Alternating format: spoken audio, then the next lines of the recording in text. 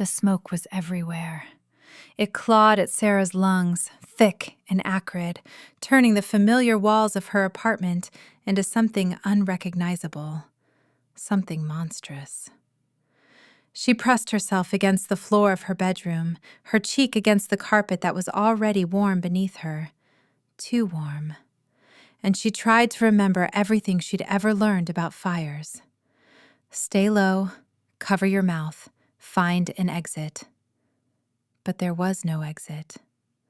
The hallway outside her door glowed orange through the crack at the bottom, and she could hear the crackling, hungry sound of flames consuming everything she owned. Her books, her grandmother's quilt, the paintings she'd spent 3 years creating, all of it feeding the fire that was coming for her next. She should have left sooner. She should have listened to the first alarm, should have grabbed her phone and her keys and run. But she'd been asleep, and by the time the screaming started, her neighbors pounding on doors, shouting about getting out, the smoke had already filled the stairwell. She'd tried. She'd opened her door and the heat had hit her like a physical wall, driving her back, forcing her to retreat to the only room that still felt survivable.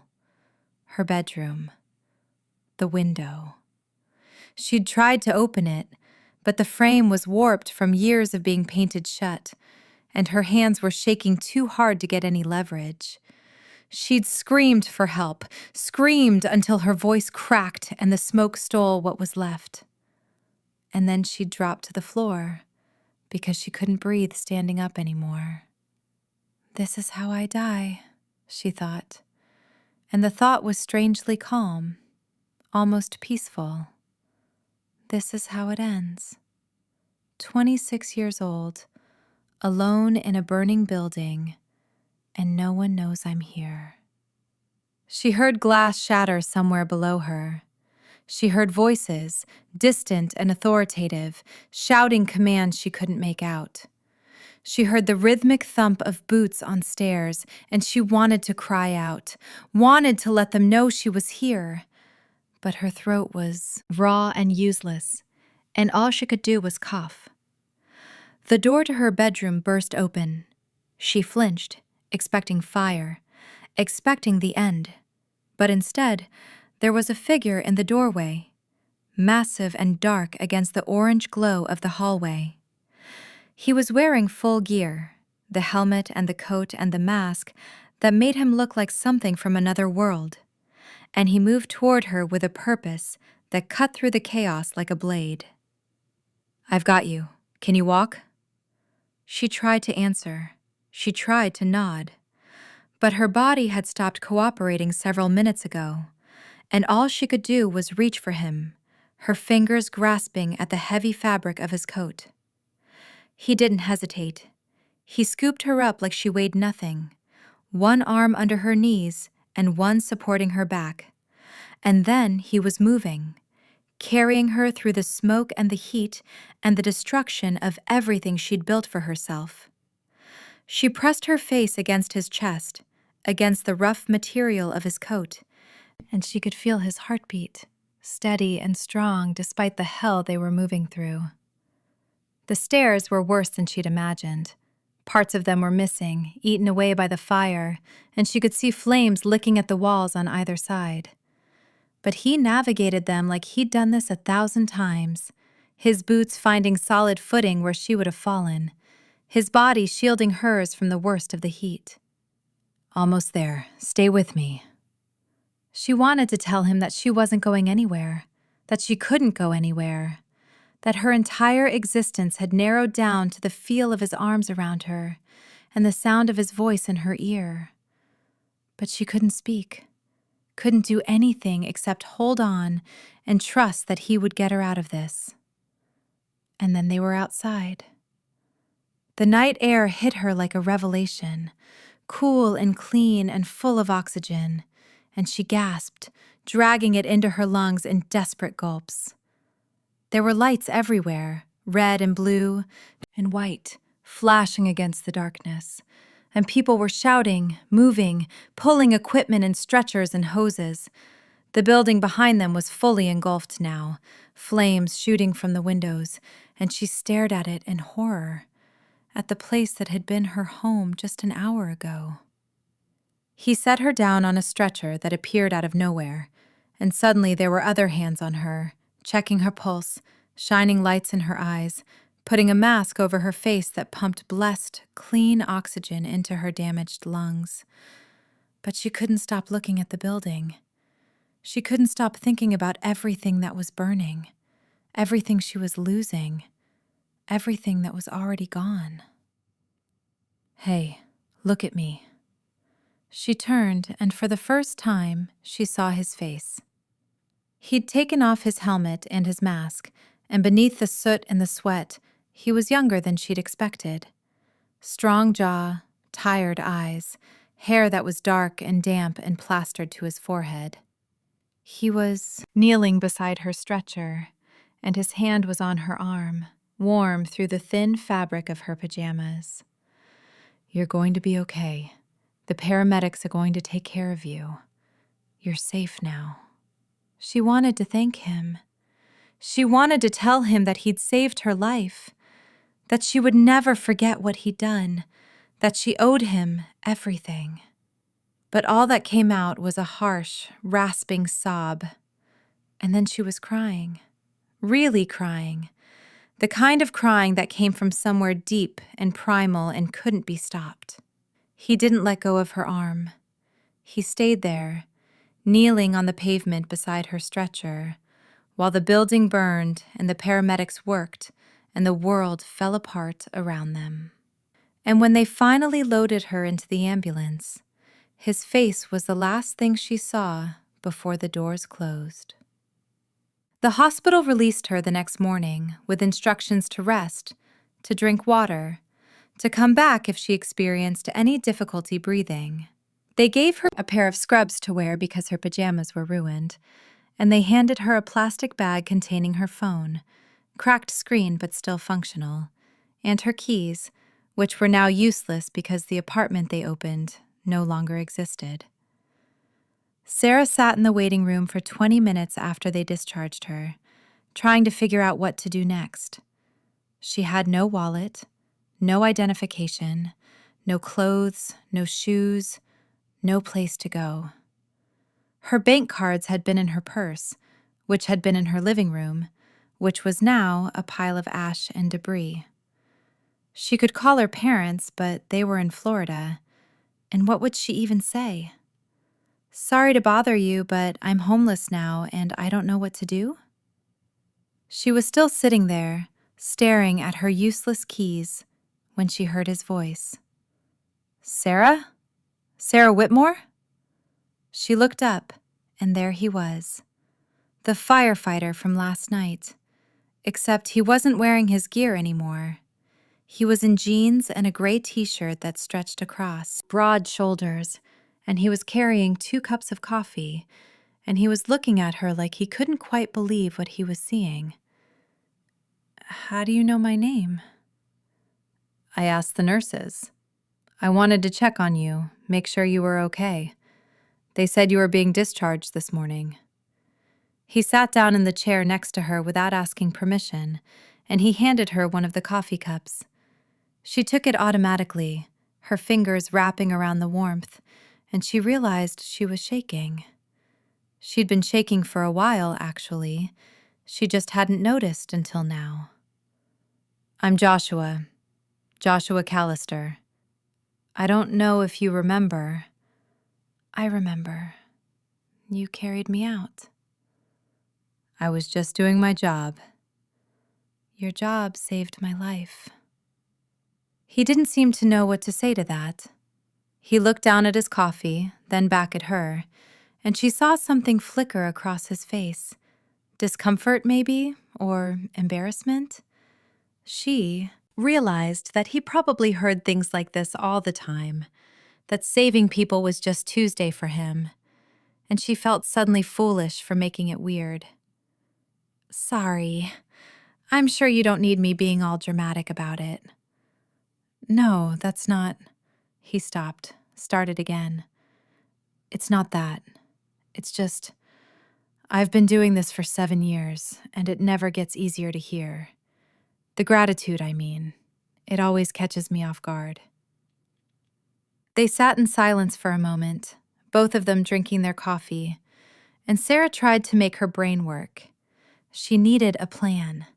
She needed to figure out how to access her bank account without ID, how to get new identification without a birth certificate, how to find somewhere to sleep tonight. The list was endless and overwhelming, and she couldn't seem to focus on any of it. "Can I ask you something?" She looked at him. "Sure." "Is there someone coming to pick you up? Family or a friend or—" She thought about lying. It would be easy to lie, to say that her parents were on their way, that she had it all under control. But she was too tired to lie, and something about the way he was looking at her made her want to be honest. "No, there's no one. My parents are across the country, and my friends—" She laughed, a hollow sound that hurt her throat. "I was the friend with the apartment, the one everyone crashed at.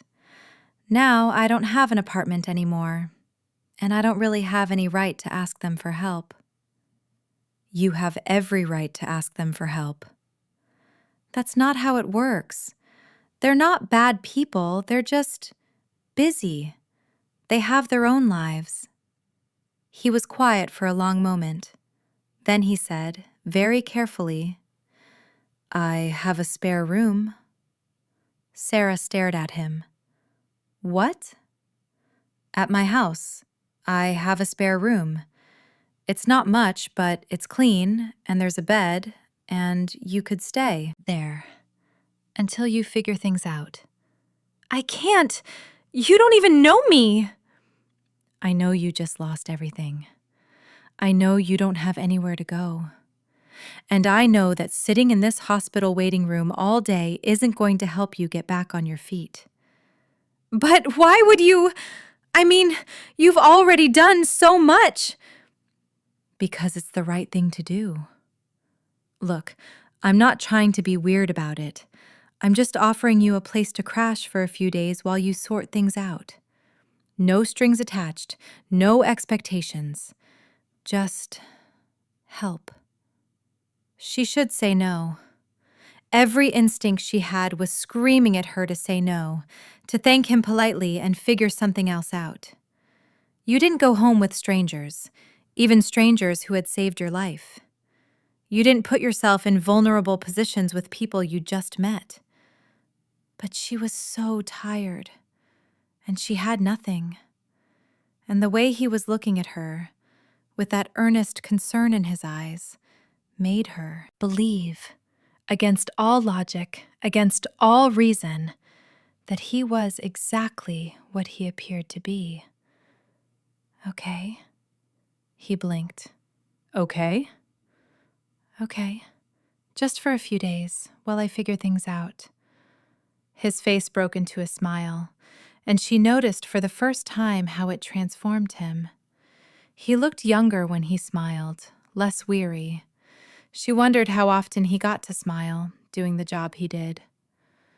"Okay then, let's get you out of here." Joshua's house was a modest 2-story in a quiet neighborhood about 20 minutes from the hospital. It had a small front yard with a garden that looked like it was trying very hard to survive despite being neglected, and a porch with 2 weathered rocking chairs that had probably been there since the house was built. "It's not much," he said as he unlocked the front door. "I'm not here a lot with the shifts and everything, so I've kind of let things go." Sarah stepped inside and looked around. The living room was clean but sparse. A couch, a TV, a bookshelf full of paperbacks. The walls were mostly bare except for a few framed photographs. She could see into the kitchen from where she stood, and it looked like it hadn't been updated since the 80s. "It's wonderful." He glanced at her like he was checking to see if she was being sarcastic, and she realized she probably looked ridiculous, standing there in hospital scrubs, barefoot, with soot still in her hair, saying his outdated house was wonderful. But she meant it. After last night, after the fire and the smoke and the destruction, this quiet little house felt like a sanctuary. The spare room is upstairs. I'll show you. He led her up a narrow staircase to a small bedroom at the end of the hall. It was simple, a twin bed with a blue quilt, a dresser, a window that looked out over the backyard.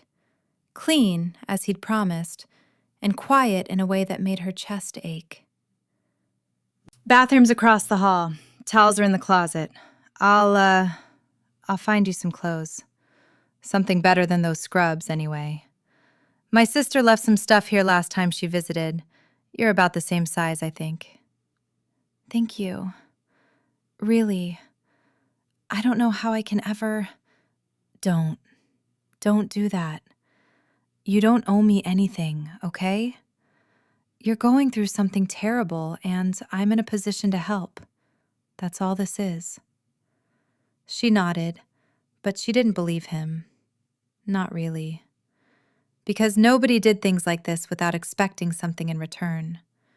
That was what life had taught her, again and again. People were generous until they wanted something, and then the bill came due.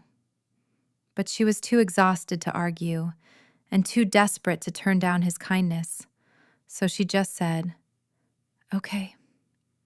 Get some rest. I'll be downstairs if you need anything."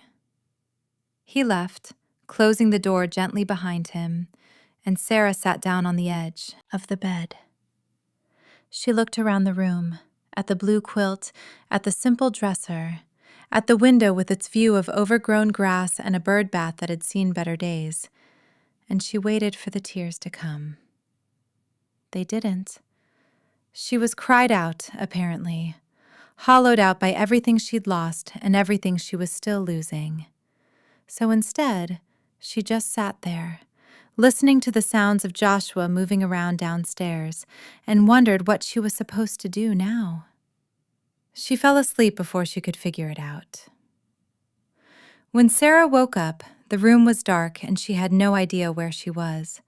She sat up in a panic, her heart racing, her lungs already searching for smoke that wasn't there. For a terrible, disorienting moment, she thought she was back in her apartment, back in the fire, back in that nightmare that had swallowed her life whole. Then she remembered. The firefighter, Joshua, the spare room in his quiet house. She took a deep breath, then another, and slowly her heart rate returned to something approaching normal. The clock on the dresser said it was almost 7 in the evening, which meant she'd been asleep for nearly 8 hours. She couldn't remember the last time she'd slept that long. There was a knock at the door, soft and hesitant. "Sarah, you awake?" Yeah, I'm up. Sorry to bother you. I just wanted to let you know I made dinner, if you're hungry." Her stomach growled in response, loud enough that she was sure he could hear it through the door. She hadn't eaten since... She couldn't remember when. Yesterday? The day before? "I'll be down in a minute." She found the clothes he'd mentioned, jeans and a soft sweater that were only a little too big, and changed out of the hospital scrubs. There was a brush on the dresser that she used to work through the tangles in her hair, and when she looked in the bathroom mirror, she barely recognized herself.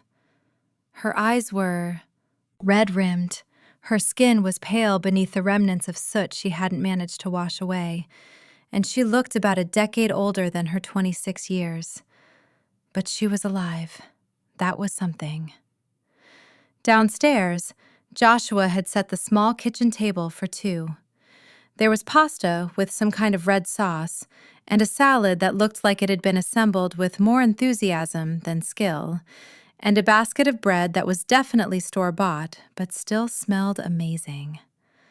"I'm not much of a cook," he admitted, "but I figured you probably needed something." It's perfect. They sat down across from each other, and for a few minutes, neither of them spoke. Sarah focused on eating, on the simple pleasure of food that wasn't hospital fare, and tried not to think about the fact that she was having dinner with a stranger in his house, and she didn't even have a toothbrush to her name. "So," Joshua said eventually, "tell me about yourself. What do you do when you're not, losing everything in a fire?" He winced. "Sorry, that was—" "No, it's fine. I asked for that one." She set down her fork and considered the question. "I'm an artist. Or I was. I did commissioned portraits mostly. Some gallery work on the side. Not famous or anything, but I made enough to pay rent and buy supplies." "Do you have pictures of your work? On your phone or anything?" "Some. Most of them were on my laptop, though, which was in my apartment." "I'm sorry." "It's just stuff, right? That's what everyone says. It's just stuff. You can replace stuff." "That's a nice thing to say, but it's not really true, is it? Some stuff can't be replaced. Some stuff matters." She looked at him, surprised by the understanding in his voice. "No, it can't be replaced." "What mattered most, if you don't mind me asking?" She didn't know why she answered him. She didn't know why she felt comfortable being honest with this person she'd known for less than 24 hours.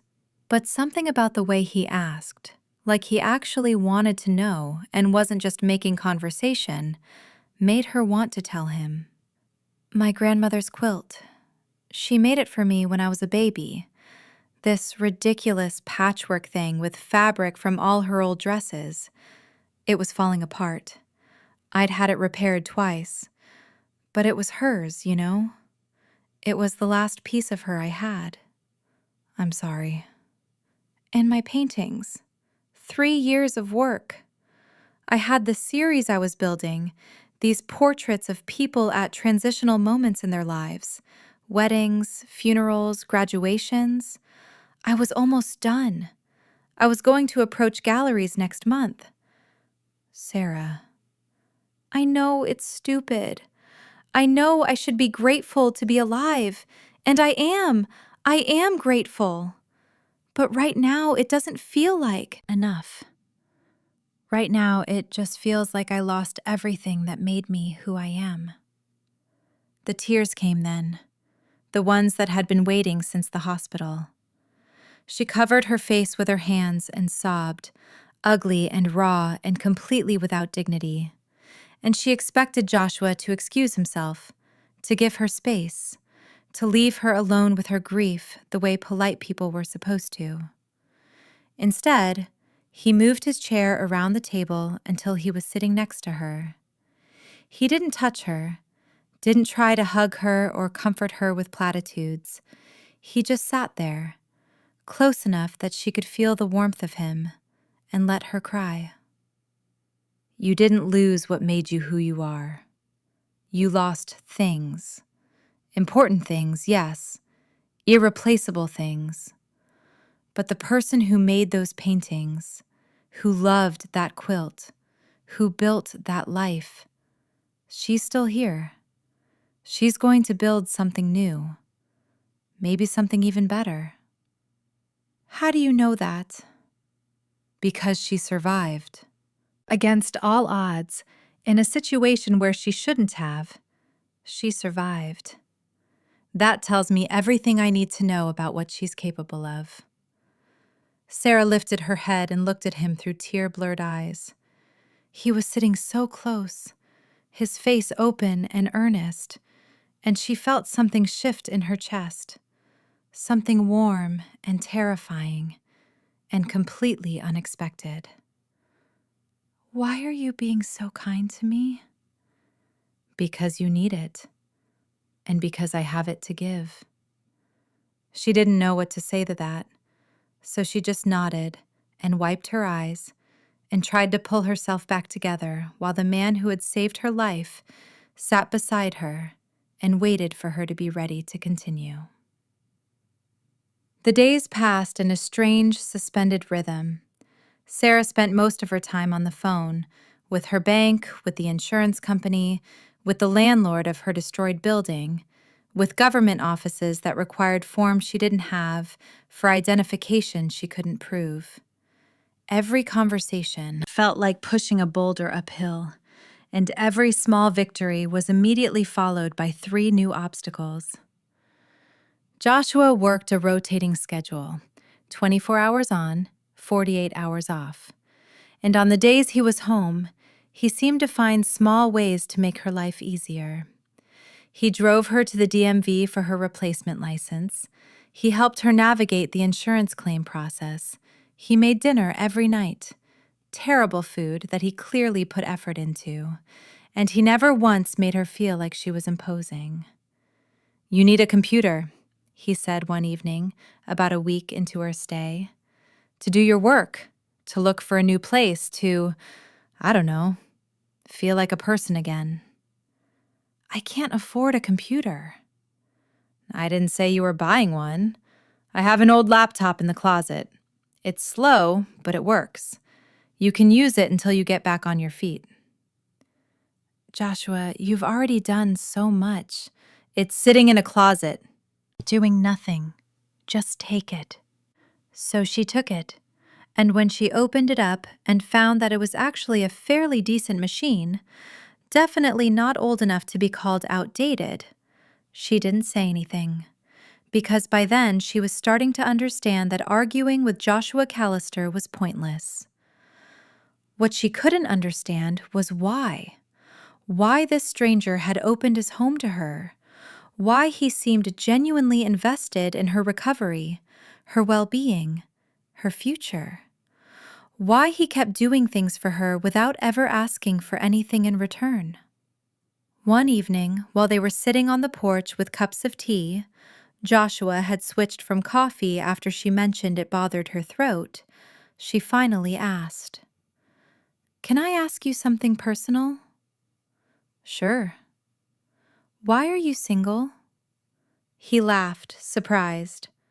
"That's your personal question?" "You're nice. You're kind. You have a stable job and a house, and you can almost cook. Why isn't there someone?" The amusement faded from his face, replaced by something more complicated. "There was someone. A few years ago. We were engaged." "What happened?" "The job. It's hard on relationships. The hours, the danger, the things you see that you can't unsee. She wanted me to quit. Said she couldn't spend her life waiting for a phone call telling her I wasn't coming home." "That's understandable." It was. That's the worst part. It was completely understandable. But I couldn't quit. This is who I am. This is what I'm supposed to do. And she deserved someone who could give her what she needed, which wasn't me. Sarah thought about that for a moment, about choosing between love and purpose, between safety and meaning, about the kind of person who would make that choice and live with the consequences. "Do you regret it?" "Sometimes. Late at night, when I come home to an empty house after a bad call. But then I think about the people I've helped, the lives I've saved, and no, I don't regret it." They sat in silence after that, watching the sun set behind the trees at the end of the street. And Sarah found herself thinking about the person Joshua could have been if he'd made a different choice. Married, comfortable, safe, and somehow less. Less himself. Less the person who ran into burning buildings to carry strangers to safety. "I'm glad you didn't quit." He turned to look at her, and something passed between them. A moment of recognition, of understanding, that felt bigger than the words that had prompted it. Me too. 3 weeks. That's how long it took for Sarah to start feeling like herself again. The insurance money came through, not enough to replace everything she'd lost, but enough to start over. She found a small apartment across town, signed a lease, and began the slow process of rebuilding her life. New furniture, new supplies, new everything. But she didn't move out of Joshua's house. She kept meaning to. She kept telling herself that she'd given him enough burden, that it was time to stand on her own feet, that she was taking advantage of his generosity. But every time she tried to bring it up, something stopped her. The truth was, she didn't want to leave. Somewhere along the way, between the late-night conversations and the shared meals and the quiet comfort of his presence, Joshua had become something more than her rescuer.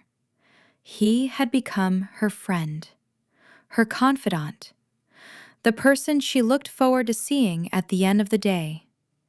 And if she was being completely honest with herself, which she tried very hard not to be, he had become something more than that too. It was terrifying. It was the last thing she'd expected, the last thing she'd wanted. Because how could she trust her own feelings?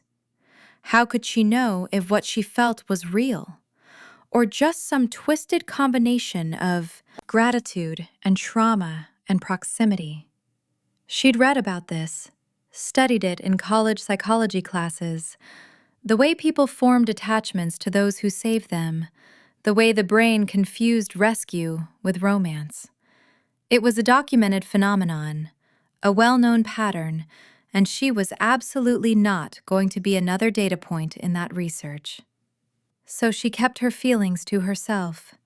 She reminded herself every day that Joshua was kind to everyone, that his generosity wasn't special, that she was reading into things that weren't there.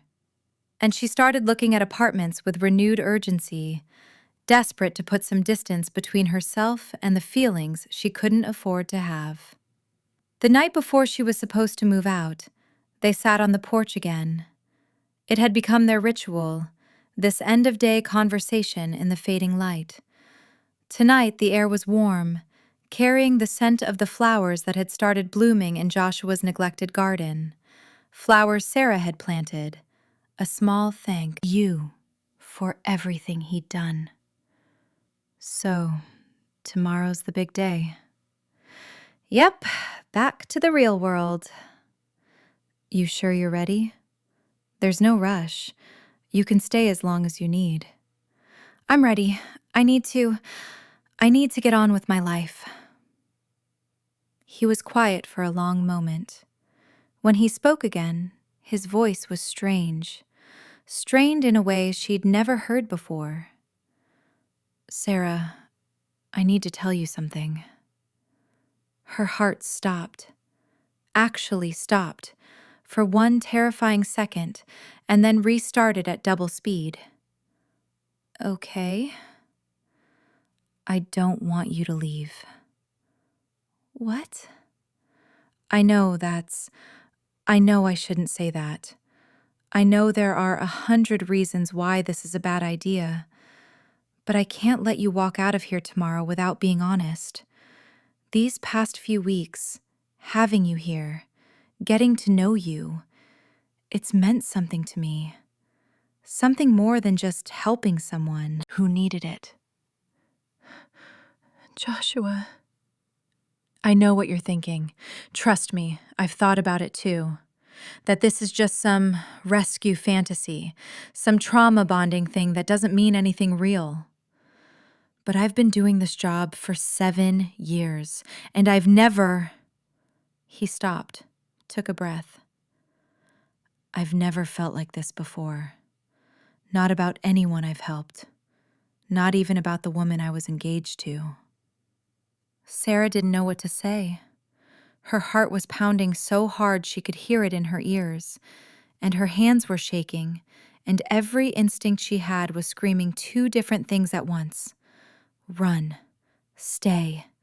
Protect yourself. Let yourself be loved. How do you know it's real? How do you know it's not just circumstances? Because I know myself. Because I know what gratitude looks like, what proximity looks like, what confusion looks like. This isn't any of those things. But how can I know? How can I trust what I'm feeling when everything in my life has been turned upside down? He stood up from his chair and crossed to where she was sitting. He knelt in front of her, close enough that she could see the flecks of gold in his brown eyes, and he took her hands in his. You don't have to know right now. You don't have to trust it right now. All I'm asking is that you don't walk away before we have a chance to find out. What are you saying? Stay. Not because you have to. Not because you don't have anywhere else to go. Stay because you want to. Stay because you want to see what this could be. She looked at him, at this man who had carried her out of a fire, who had given her shelter when she had nothing, who had listened to her cry and held her without asking for anything in return, and she felt something shift inside her. Some wall she'd built around herself, some protection she'd put in place long before the fire ever happened, began to crumble. I'm scared. So am I. What if we're wrong? What if this ruins everything? Then at least we'll know. At least we won't spend the rest of our lives wondering what might have been. She thought about all the reasons to say no, the judgment of others, the awkwardness of explaining how they met, the doubt that would always linger about whether her feelings were genuine. She thought about how much easier it would be to leave, to start over, to pretend that the last month hadn't changed her in ways she was only beginning to understand. And then she thought about Joshua, about his patience and his kindness, and the way he looked at her like she was something precious, something worth protecting, about the life they might build together, the story they might create out of the ashes of everything she'd lost. Okay, I'll stay. Not forever, not yet, but I'll stay, and we'll see.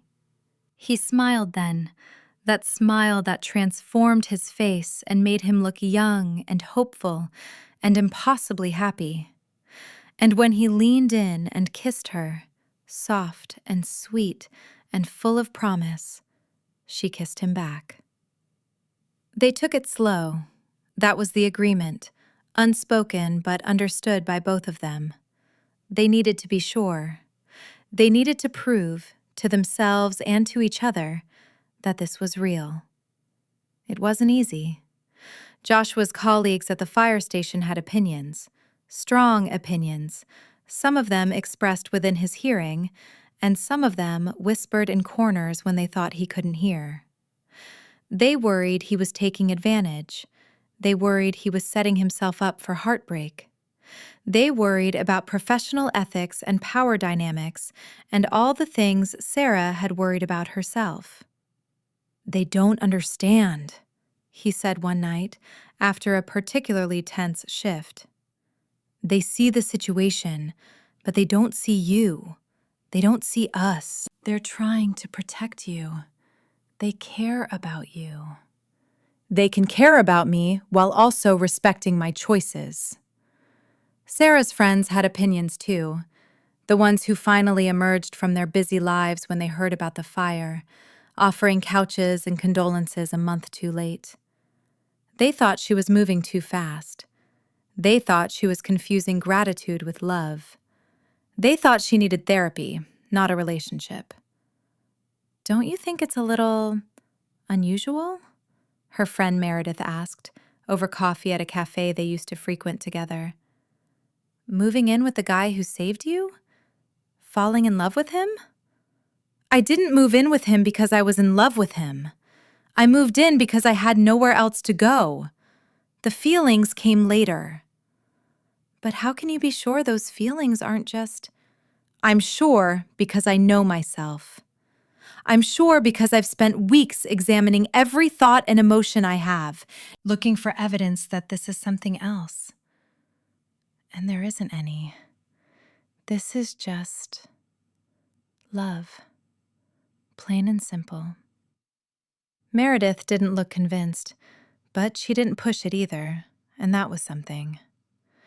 The doubts didn't go away entirely. They crept in late at night, when Joshua was at work and Sarah was alone in the house that had started to feel like home. She would lie in bed and wonder if she was deluding herself, if she was building her new life on a foundation that couldn't support it. She would catalog every feeling, every moment, looking for cracks. But the cracks never appeared. Because when Joshua came home from his shifts, exhausted and sometimes shaken by the things he'd witnessed, she was there.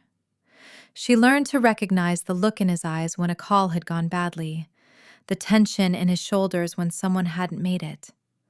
And she learned how to be there for him, not with solutions or platitudes, but with presence, with understanding, with love that asked nothing in return except to be accepted.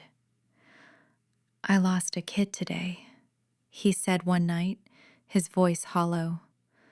Smoke inhalation.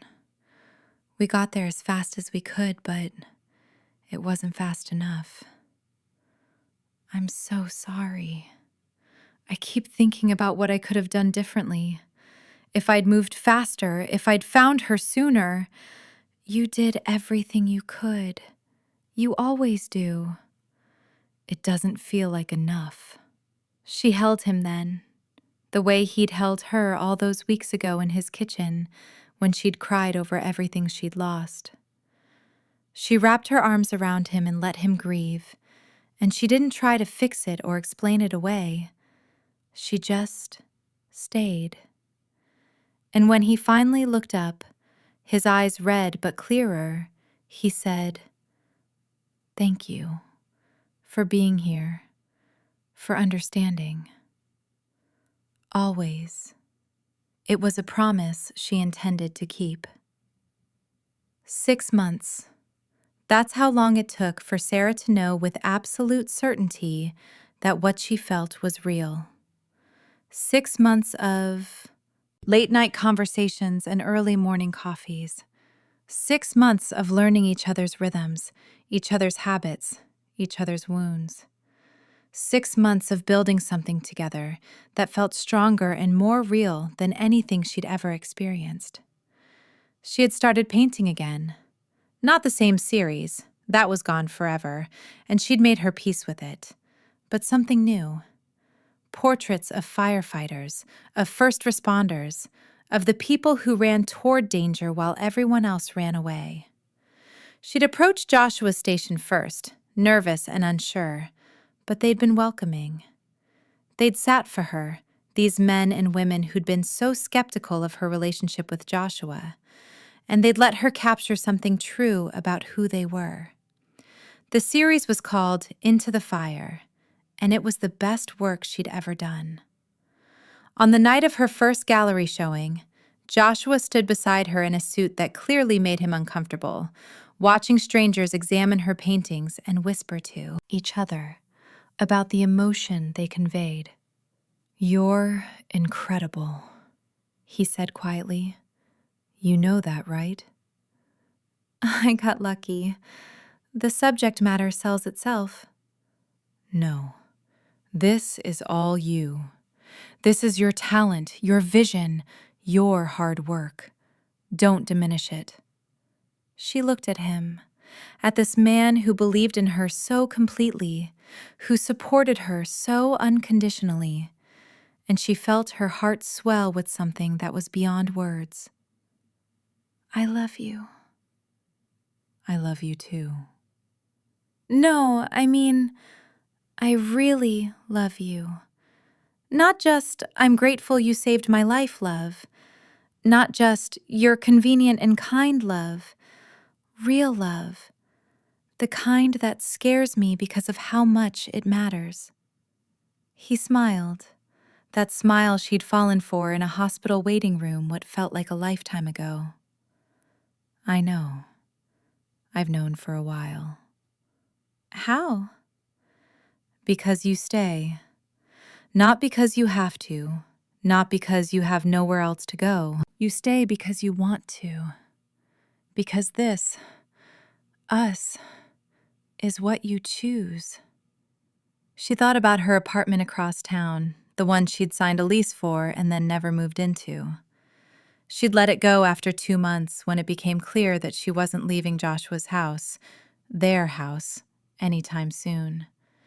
She'd told herself it was practical, that it made financial sense, that there was no point paying rent on a place she never used. But the truth was simpler than that. The truth was that she was home. I choose you, she said. I choose us. Every day. For the rest of my life, if you'll have me. Joshua set down his champagne glass very carefully. He turned to face her fully, and there was something in his expression, a determination, a decision, that made her breath catch. Funny you should say that. What? He reached into his pocket and pulled out a small velvet box, and Sarah's heart, which had been through so much in the past 6 months, stopped again. I was going to do this later, somewhere romantic, but standing here, watching you succeed at something you love, hearing you say those words, I can't wait. Joshua. Sarah Whitmore. I know how we met was unconventional. I know people have doubted us. I know there will always be those who wonder if what we have is real, if it's just some rescue fantasy that should have faded by now. But I have never been more sure of anything in my life. He opened the box.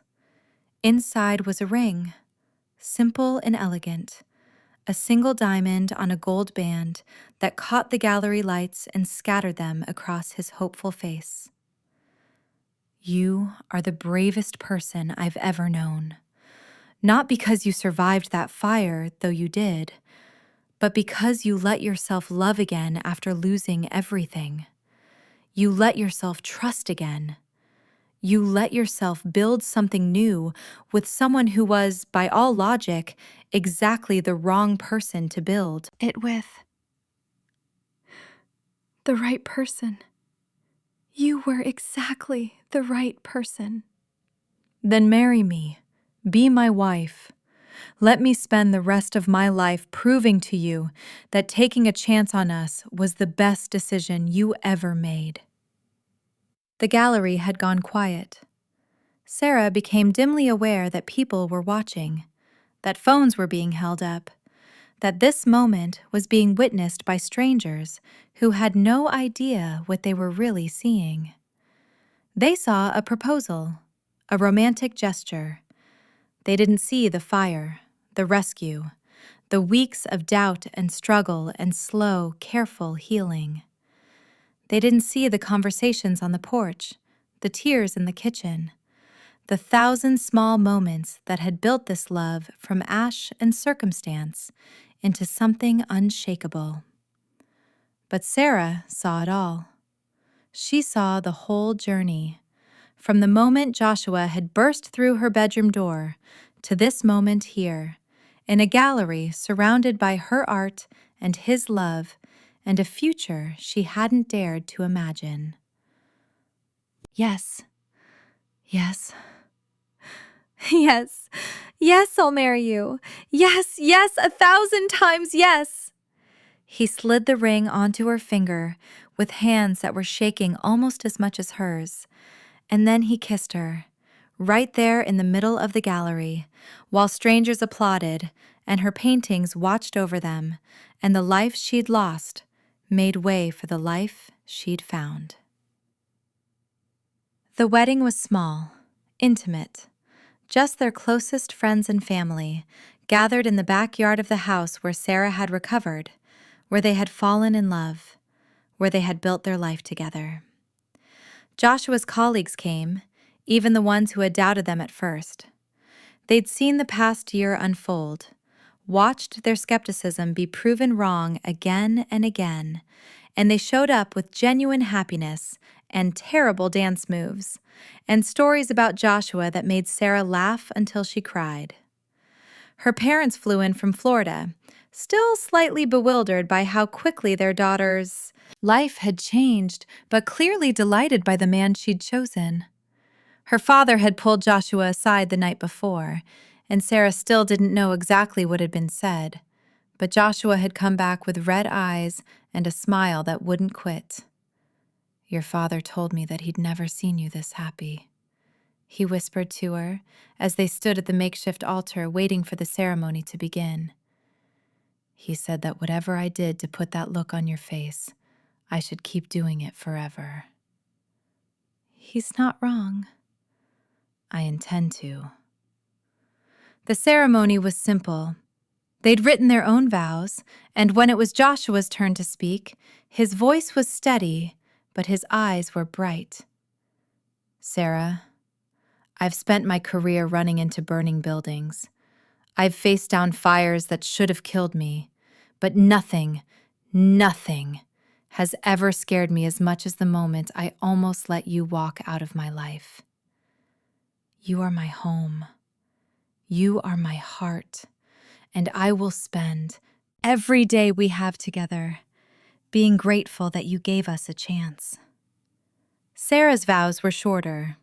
She'd tried to write something profound, something that captured everything she felt. But in the end, the words had been simple. "Joshua, you saved my life. Not just the night of the fire, but every day since.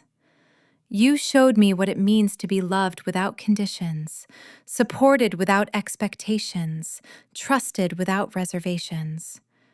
You gave me back my faith in people, in the world, in myself. And I love you, not because you rescued me, but because of who you are when you're not rescuing anyone at all."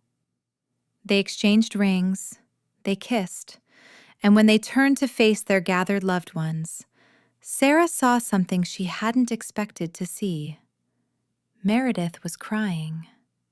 The friend who had doubted them most, who had questioned Sarah's judgment and her feelings and her sanity, she was standing in the front row with tears streaming down her face and the biggest smile Sarah had ever seen. After the ceremony, while Joshua was being mobbed by his station mates and Sarah was accepting hugs from relatives she barely recognized, Meredith found her.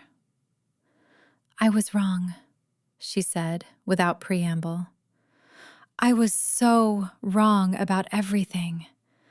Watching you two up there, that's real. That's the realest thing I've ever seen. It's okay. You were worried about me. I was stupid about it. I should have trusted you. I should have trusted that you knew your own heart. You trust me now. That's what matters." They hugged, and when they pulled apart, Meredith wiped her eyes and laughed. "God, I'm a mess. This is why I don't come to weddings. This better not be the only one you come to. I expect you at all our anniversaries." "Deal." The reception went late into the night. There was dancing and terrible speeches, and cake that Sarah's mother had insisted on making herself, despite having no discernible baking skills. There was laughter and tears, and moments of quiet gratitude, stolen glances between Sarah and Joshua that said more than words ever could. And when it was all over, when the guests had gone home and the backyard was quiet, and they were alone in the house that had sheltered them both, Joshua pulled Sarah close and held her for a long time. "We did it. We did. Do you ever think about how different our lives would be if I hadn't been on shift that night?" She thought about it sometimes. The alternate paths, the other versions of herself who had never known this love, this happiness, this life. She thought about the fire that had taken everything from her, and how it had somehow given her everything she'd never known she wanted. I think about it, and then I stop because it makes my head hurt. We're here now. That's what matters. That's what matters. They stood there in the doorway of their home, the home where she'd cried and healed and fallen in love, the home where they would build their future together. And Sarah looked up at the stars, at the same sky that had been filled with smoke and flames on the night they met, and she made a silent promise. She would never forget what she'd lost, but she would spend the rest of her life being grateful for what she'd found. 2 years later, Sarah stood in the nursery they'd painted together, soft yellow because they wanted to be surprised, and watched Joshua assemble a crib with the same focus and determination he brought to everything he did.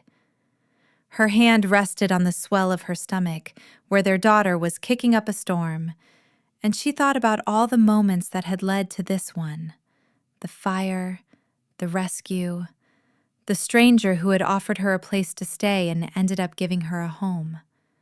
These instructions are written by sadists. Do you need help? I am a trained firefighter. I've passed rigorous physical and mental exams. I've saved countless lives. I can assemble a crib. You've been at it for 2 hours. Fine. Read me step 12 again. She laughed, the sound bright and easy in the small room, and she went to kneel beside him on the floor. Together, they studied the incomprehensible diagram, and together, slowly, they figured it out. That was what they did now. They figured things out together.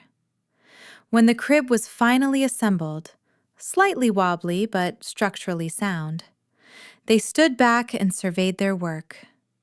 Joshua put his arm around her, pulling her close, and she leaned into him the way she always did now, naturally, instinctively, like he was the only solid ground in a world that could shift beneath her feet without warning. She's going to love this room.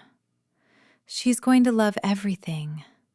She has you for a father, and you for a mother. She hit the jackpot. Sarah thought about her grandmother's quilt, the one that had burned in the fire, and she felt the old grief rise up for just a moment before settling back down. She'd made a new quilt for their daughter, different fabrics, different patterns, but made with the same love, the same tradition, the same intention to wrap a child in warmth and history and belonging. She's going to be so loved. The most loved baby in the world. That's a high bar. I'm serious. Whatever she needs, whatever she wants, whatever challenges she faces, she's going to know that she has 2 parents who would do anything for her, who would walk through fire for her. Literally, in your case. Literally. They stood there for a long moment, in the nursery they'd built, in the life they'd created together, and Sarah felt a peace settle over her that she hadn't known was possible. After the fire, after losing everything, she'd thought she would spend the rest of her life grieving what she'd lost. She'd thought the best she could hope for was survival. Instead, she'd found something more. She'd found a love that had risen from the ashes, a family that had grown from a chance meeting, a home that was built on trust and patience and the kind of commitment that couldn't be shaken. Joshua had saved her life twice. Once when he'd carried her out of a burning building, and once when he'd offered her a place to stay and given her a reason to believe in tomorrow. And now, together, they were building something that would last far longer than either of them. A legacy. A family. A story that had started with loss and ended with everything she'd ever wanted. Thank you. For what? For not giving up on me, on us. For being patient when I was scared and persistent when I tried to push you away. For seeing something worth fighting for in a woman who'd lost everything. Sarah, you were never lost. You were just waiting to be found. She kissed him then, soft and slow, full of the promise of all the years they had ahead of them. And when they finally pulled apart, she saw in his eyes the same thing she felt in her own heart. Home. They'd found home in each other. And that was worth more than anything a fire could ever take away. Did you like the story? Do you want a part 2? Let me know your thoughts in the comments. Also, comment which state you're watching from so I can give you a shout out in the next videos. Don't forget to like the video and subscribe to our channel so you can stay updated on our next uploads. Thanks for watching!